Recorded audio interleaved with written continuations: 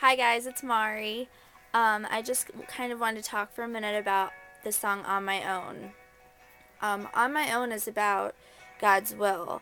Um, and in the first verse, God kind of gave me the opportunity to talk about myself for a minute, which is kind of funny. But um, the most important statement that He allowed me to make was that without God's will, my life is like 23-foot wave.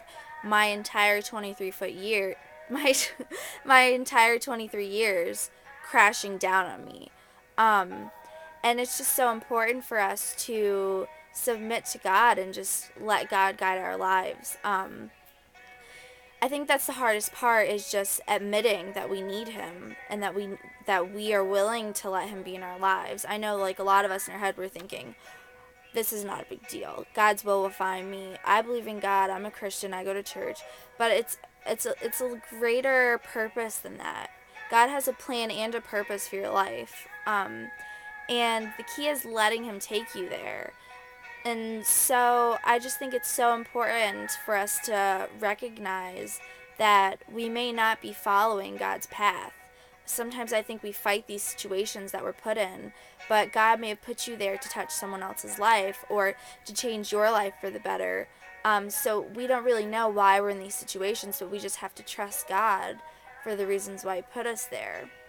And I just think that if you accept God's will and you are just like, God, wherever you need me to be, just take me there. I'm willing. I'm willing to be wherever you want me to be. Um, People will start to notice God's love in your life, and they'll notice how you trust Him and how He guides you. And this opens opportunities up for you to witness to your unsaved loved ones and your friends and family, or even like strangers, like the person sitting next to you at school or the person who you work with. They'll notice these things about your life, and I just think that is so important. Um, so this is kind of a challenge I have for you. Uh, Let God guide your life today. Let it be known the things that He has done for you, and just tell the world about it.